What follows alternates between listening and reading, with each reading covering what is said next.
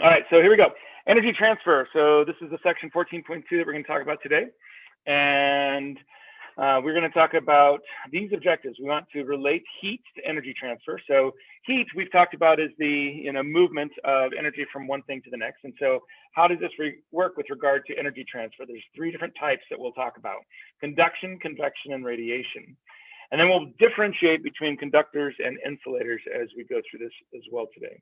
So the first thing we want to talk about is an example that you guys are familiar with, which is a car, right? Let's talk about the first thing, and that is convection. When do you feel convection in a car on a hot day? Well, probably the best one is when you open that car door for the first time, right? And then all of a sudden you get this whoosh of air that hits you right outside the door. That's that hot air rising out of your car, and that is going to be your convection example. Now, the conduction example, if you don't have cloth seats, and you've probably experienced this a lot more than if you do, but if you have some like leather seats and you sit on that hot seat, then you are experiencing conduction, because conduction happens by way of contact and collisions. And so you are going to be experiencing conduction when you feel the heat from that seat. And then the other one is radiation. How did that car just get hot in the first place? It had its windows closed the whole time. Well, the energy from the sun is streaming through, and the energy from the sun is going to go through those windows, and it's going to heat up the car. There's no air that is going from the outside to the inside, but, well, that probably is a little bit, right? But it's really all about the sun's rays getting through, and that is called radiation. So that's just kind of a brief summary of all three. Now let's kind of go into detail of each of those. First of all, let's talk about conduction. Conduction is all about the metal, okay, in this case, or it doesn't have to be metal, it can be air, liquids, whatever, heating up. So if I look at this piece of metal, this rod right here, and you'll notice that each of the particles have the same number of little lines around them, basically saying they're all moving at about the same speed, they have about the same temperature.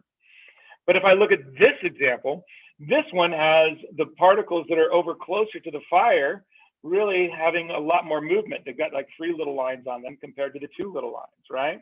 Compared to 1 little line. What's happening there is the fire is heating up this metal, and that metal is transferring the heat from one particle to the next as it moves until it gets all the way down to your hand, right? You might actually get a hot hand if you are holding onto this metal for long enough and it's being heated long enough. So these particles are colliding into each other. The big thing to remember about conduction, it's all about collisions, okay? So think about collisions, one particle colliding into another. Transfer of energy as particles collide requires physical contact. Now, I'm going to tell you that, when you felt that rush of air come out of your car on a hot day and that warm air just come out and rush you, the reason it came out to rush and come to you is because of convection, but the reason you feel its actual heat is because of conduction. Those air particles are actually striking your body, and so that's kind of a combination of convection and conduction. You're going to feel a convection current when it touches you due to conduction, okay? So the current makes it move towards you, but the conduction is what actually transfers the energy to you. And this occurs in solids, liquids, and gases. If you've ever seen a bit of food coloring dropped into a warm glass of water versus a cold glass of water, the convection is causing it to speed up, right? Faster, and it moves faster, and so that's a liquid. But conduction is what actually causes the heat to transfer from one particle of the liquid to the particle of the food coloring, for instance. And we have to ask ourselves, does this occur in a vacuum? Well, really, there's only one radiation that we talk about that occurs in a vacuum, or one heat transfer that occurs in a vacuum, and that's radiation. Excuse me.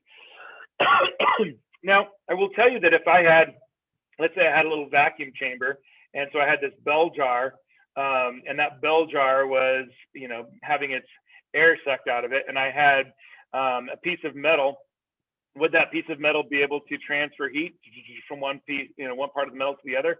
Absolutely. But that's an object inside a vacuum chamber, and it's not truly a vacuum. And so, no, the heat doesn't transfer in a vacuum by way of conduction. In fact, if you think about things like your bottles, like your Yetis. All right, I like to use Yeti because I get Yeti a little bit better than the others. I think it works a little bit better. You have a vacuum in between. All right, so if you think about a thermos or a hydro flask or a Yeti, you have this container, and in that container you have another container. Okay, and so you have a container and a container, and this area inside here is a vacuum, and so there's no air particles in there, and so the energy doesn't transfer through very easily at all. The only place where you have conduction taking place in a hydro flask or a Yeti or a thermal flask is through this top area up here where they actually come into contact. Okay, so conduction takes place with the transfer of energy. Okay, and let me get this rid of that little guy to get that out of your way. High energy particles collide with low energy particles, and that causes them to move faster.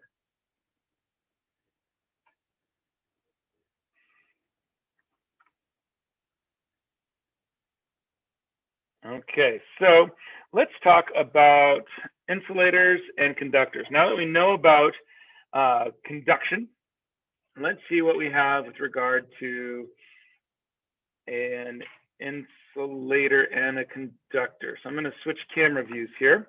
These ice cubes are going to be put onto some blocks, okay? Now I've got two different blocks here, which look similar, right? But they're different because they're made out of different materials. Plastic, metal, okay? One of them is aluminum, the metal is aluminum, and this one is just kind of like a really lightweight plastic. Now you can probably guess which one is a conductor, which one's an insulator, but one of the things I want to do before we get started on this is to have a volunteer touch the cubes, these little slate blocks with both hands. Go ahead and put your hands on them and grab them. Which one feels colder? Metal or the plastic? The metal is the one that he was pointing to.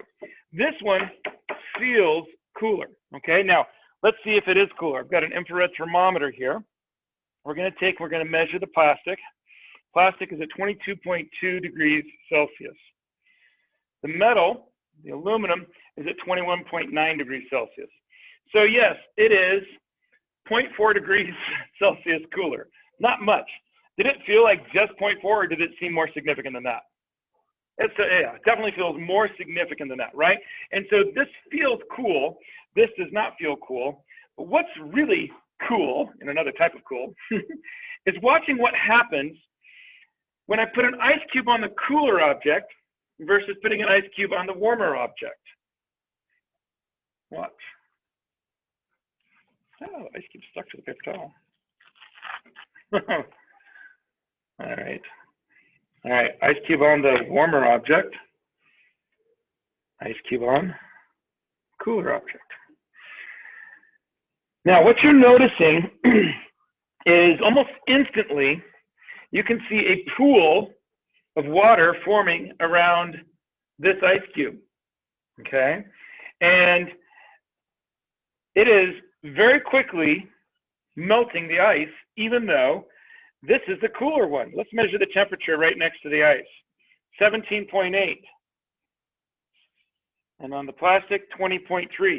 So the temperature of this piece of aluminum is dropping very quickly. Now, you've experienced this before. You might not realize it, but you've experienced it before, right? Aluminum cans. Why is it that we put our beverages in aluminum cans? Well, they used to put beverages in glass bottles, but it took a while for them to cool down. Supposedly, beer companies came up with the idea of putting them inside cans so that they would cool down faster. That way, you come home from work, you can buy something, put it in a bucket of ice, and it's cold very quickly compared to a glass bottle. And that's what's happening here. This aluminum is getting colder and colder and colder. Now it's 11.6 degrees. Plastic, still 19.3. Right? Nothing is being transferred energy-wise, or not nothing, but very little is being transferred into the ice cube here, but tons of stuff is being transferred to this one. This one's almost all the way melted. What's happening is the air particles in the room are striking the aluminum. The aluminum then is being heated up, and the aluminum is taking its energy, and those little particles are striking each other, and they're transferring their energy into the ice cube.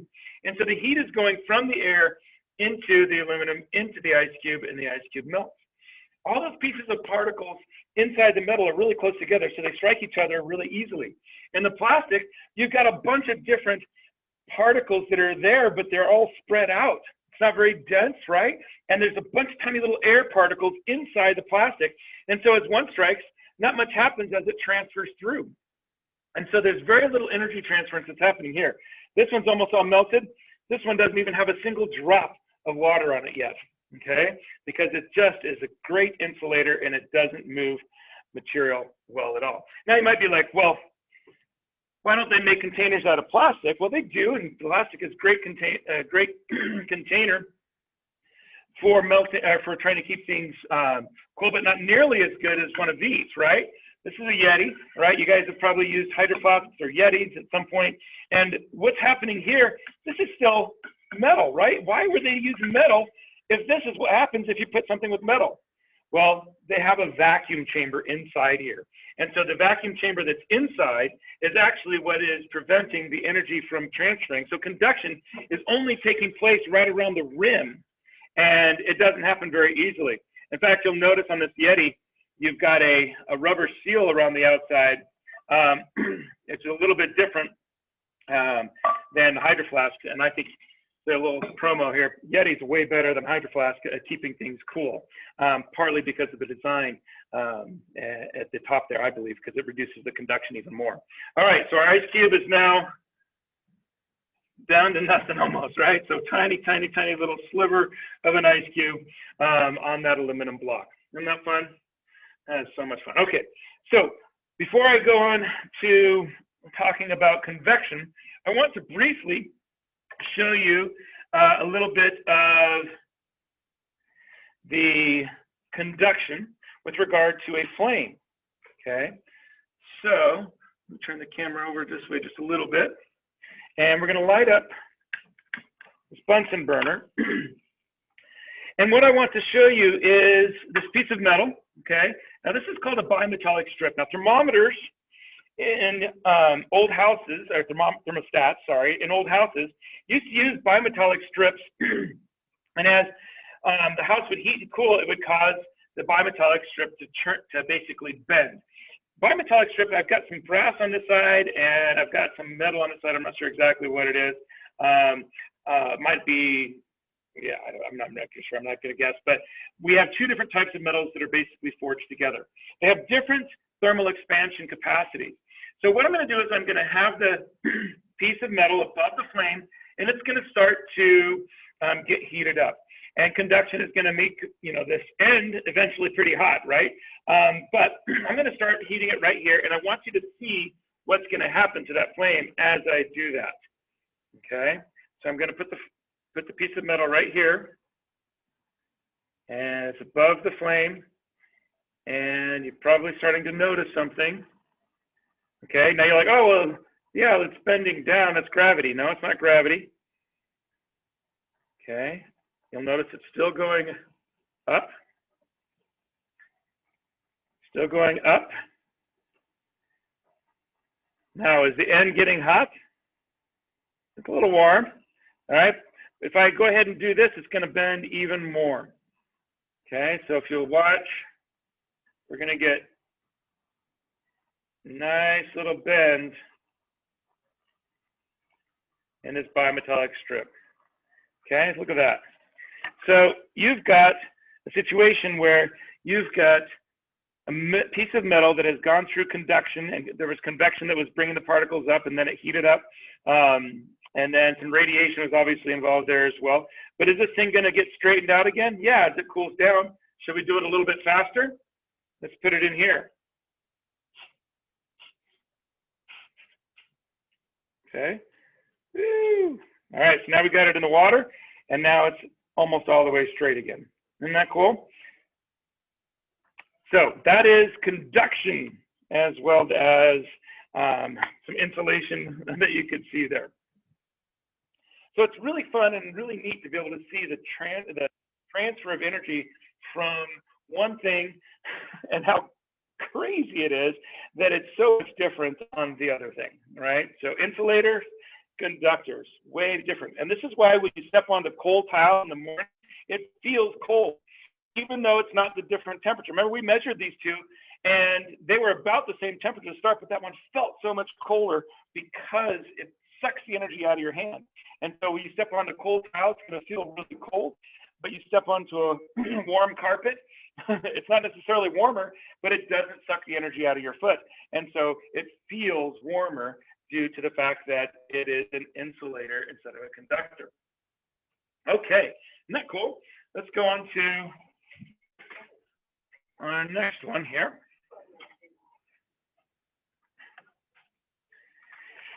And what we see here is convection, okay? And so convection is a transfer of energy by the movement of liquids or gases at different temperatures. And we talked about this a little bit already, but basically the idea here is that we're moving higher energy particles to new locations. It's not really that convection is the thing that makes you heat up. It's just the thing that gets the air or other substances. It gets that stuff to a new location. So convection occurs with liquids and gases, and it's moving material from one place to the next, okay? And it's not necessarily why you heat up, because why you heat up is going to be due to those particles striking your body, and that's going to be conduction. But if I can move those particles to a new spot, then that can heat up a new spot, right? It's going to move the energy to a new location. Think about this fire. Now the fire is going to heat up all the air particles that are right around it, right? And so those particles are going to be moving around faster. Because they move faster, they spread out more, all right? And as they spread out more, that creates a low density environment. That low density environment allows for that air that has lower density to rise, because this is a buoyancy thing. And so lower density air is going to move up higher above the higher density air. Well, the cooler air that we have on the outsides here, and it would be over here too, all of that cool air is going to be more dense, and so it's going to circle down and fall into the spot right above the fire, circle down and circle around. The lower density air is going to be coming into the fire, where it gets to be heated up and spread out, and then will rise up again. Okay, so convection currents are all about moving the air that is warmer to a new location. Okay, it is then allowing the transfer of energy from the fire to someplace else. Okay, now if you're standing over here on the side, okay, it's a big bonfire. You're standing over here to the side, you might get some of the influences of convection, but really what's going to be heating you up in this case is going to be the radiation. But we'll talk about that here in just a little bit. And we just have this little chamber that is a convection apparatus chamber. I've got a little piece of paper here. I'm just going to kind of roll that paper up. This piece of paper is simply designed to give us some smoke. Okay, that's the idea here. We just want some smoke because I want you to be able to visualize something. And so what I'm going to do is I'm going to light this on fire. Okay, get this thing to burn a little bit. And as this goes out, it's going to create some smoke. Now I'm going to put this little piece of paper right over this chamber. Okay, and I want you to notice the direction that the smoke is moving. Smoke is moving upward. You can see it on the camera. Okay, that's what we would expect, right? Some convection currents are there. It's moving upward. But now let me do something a little bit different. I'm going to take, there's a little candle inside here. I'm going to take, and I'm going to light that candle.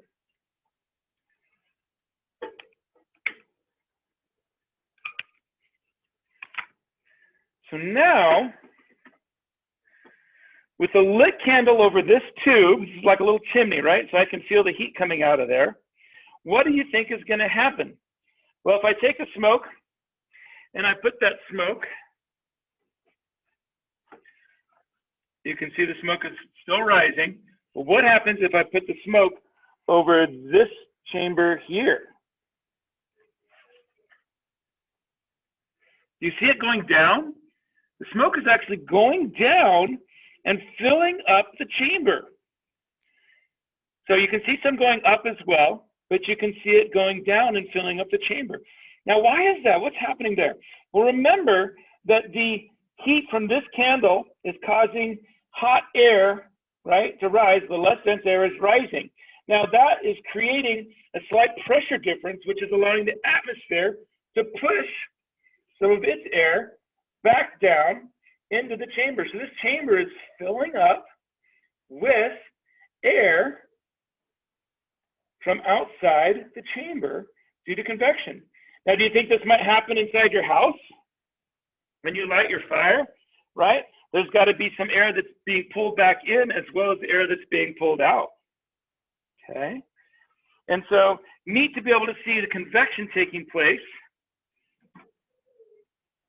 inside this chamber, and it brings the material in. So radiation is the transfer of energy by electromagnetic waves. And we saw this in the car. The sun was, heating up the inside of the car, even though there was no transfer of particles from one side to the next. And that's one of the good examples. The best example, of course, is the fact that our Earth is heated up, right? The radiation are little infrared waves that can go from the sun all the way to the Earth and keep our planet warm. Without that, we wouldn't be able to have our planet warmed up. So radiation is the transfer by absorption of electromagnetic waves, and that causes those particles to move faster. So remember, if a particle from the sun comes, and when we say particle, it's a wave, okay? Sorry. It's not really a particle, it's a wave. That wave from the sun comes and strikes a particle. That particle can get excited, right? And it can start moving faster once that energy hits it. And so that's what's causing the heat. So if we talk about the Earth and we have a whole bunch of particles that are getting bounced into by some light energies, then those light energy, then that is going to cause those particles to move around faster. And then you've got convection currents that take place, right? Conduction, you've got the weather patterns that'll take place due to the radiation. And then convection currents, etc. Now, what about what's happening inside your house? Some of you guys have some different ways probably that your house is heated up. One of the ways you might see these little registers down here. Now, some of you guys might have, like I did when I was growing up, if you have an older house, our house was built in the 50s when I was growing up, and that house had a hot water heater downstairs in the basement, okay? And then it pumped up water, and it moved those water through these registers, and the registers had a whole bunch of tiny little foil pieces of metal on them, and that causes the conduction to take place, and then the convection and radiation to take place. And so I would end up having hot air moving through the house through those little registers. You also might have forced air heating. Maybe you have some vents that are moving, and they're moving air to a forced air register. You might have some registers on your ceiling, depending, and that, maybe if you're in the basement, you've got them on your ceiling, or if you're in your other floors, they might be on the floor, and they're letting air come out, and it's called forced air heating. Some of you might have material inside your floor, which is going to be heating your floor through conduction, and it's basically, maybe you have a bathroom, for instance, that has the tiles that are warmed up by actual pieces of hot water that are moving through tiny little pipes underneath your floor, and you've got heated floors. Okay, that would be a lot of conduction taking place there. So we use these different concepts in heating our homes. Now, your refrigerator works off of energy transfer as well. Think about what happens. This little part right here is called a condenser. Okay, and we also have this chamber of refrigerant, and the refrigerant, which is a liquid that evaporates at a pretty low temperature, is moving through these pipes. Now, as it moves through the pipe, you might have like some food in here, right? Here's a little banana. And that banana, if I first put it in the refrigerator, is going to be giving off some heat. And the heat moves into and strikes the liquid refrigerant that's in the pipes, causes that refrigerant to heat up, okay? And it's going to basically start to turn into a gas. By the time it's gone all the way through the freezer and the refrigerator, when it comes back, the reason it's showing up red here is this is a gas by the time it's gotten here, okay? And, you know, it was a liquid when it left, but it's a gas when it comes in. And that's why we call it a condenser, because it condenses the gas back into a liquid again. And that's a very energy expensive process. And so your refrigerator is putting out a lot of energy to use pressure to condense the gas back into a liquid. And what happens is that process causes heat energy to give off. In fact, if you were to leave your refrigerator door open in your house, it would heat up your house, not cool down your house. It cools down the chamber, but it does not cool down the house. The condenser it takes so much energy that it's actually going to be giving off a lot of heat. And that's why, you know, if you have a cat that loves to hang out by your refrigerator down at the base, it's because there's probably some heat coming out from the bottom of that refrigerator, and they like to have that little extra heat sometimes. So this is how refrigeration works. It's pretty cool. Now, before we wrap things up, I want to kind of talk about all three of these, but I want to give you guys a little view of the radiation before we do that. And I've got some different chambers here. Okay, these are just different pieces of metal. Now, let me measure the temperatures of these. These two have water in them. These two don't, okay? So if I measure the temperature of the outside of the chamber, the black is 22.1.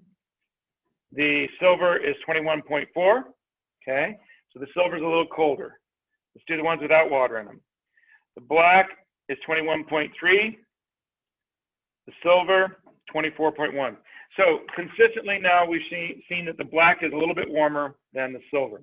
Now, we're going to heat it up. I've got a little mini sun here, not really. This is a light bulb. Right now it's at 21.6 Celsius. All right, turn on the light. Now, if I look at the temperature inside the water's temperature is about 22. Okay, and it should be basically the same in both of those chambers. It might be slightly different, but this is a little bit of a slower method because it's an analog thermometer instead of a digital one. So now we're going to let this thing heat up for a little while, and we want to see what happens. Now, think about what might be happening and make a prediction. We found out that the black was cooler than the silver, which already might be a little bit curious to you, because you have probably experienced at some point black objects being hotter than cool objects. Like if you're wearing a black shirt in the summer, you know, you feel a little bit hotter than if you were wearing a white shirt, right? And so you might want to think about what's happening there, and is that going to translate to this? So make a prediction in your mind. Do you think that the black objects are going to heat up more than the silver objects? And if so, why? What's happening? Just to give you a little bit of another story to that, I used to have a silver container that I would store my ice water in, and that worked really, really well. And it worked better than the ones that have a black coating on the outside of them for keeping the ice from melting. Let's see if I've got some readings yet that'll give me any idea. So my black object is at 25.5, so it's warmed up a little bit. My silver object is 23.5. So now my black object is actually already warmer than my silver object. This one without the water in it, 23.4. It's not in as direct of a light stream. And the silver is 25.4. For the silver without the water is actually hotter than the black at this point. And again, they're not in as direct of a light stream. Let's see what our light actually is at now. Our light is now at 76.7 degrees Celsius. So the light is quite significantly hot, and it's transferring energy. Now, how is it transferring energy? I can feel that heat there, and that is radiation, okay? It's not convection, right? Because convection is going to cause the heat to go up, and it's not conduction, okay? There are not particles that are striking me to make me warm, although there could be some air particles that got sped up and that are striking me there. That's radiation. Radiation is the transfer of energy through objects, or not through objects, but without objects, right? And radiation is the only type of energy that can transfer through the vacuum of space. And that's why it can reach us from the sun. The others can't reach us, okay? Let's look at our temperatures again. All right, looks like we're at 25.6 on this one, 25.9, check it again. This one's 23.1, so this one's definitely not cooling up or not heating up as fast. And again, if it's silver, 24.9 for the black and 23.2 for the silver. So if it's silver, it's got the ability to reflect the energy away, and the black is going to absorb the energy because it's coated in a paint that's primary purpose is to absorb radiation. And so all the little particles in these black cans are basically absorbing the light energy and they start to vibrate more. It doesn't take it and then spit it back out. It takes it and absorbs it. Now objects like this are going to absorb most colors, but it's reflecting back the blue, right? The object here is absorbing all the colors for the most part.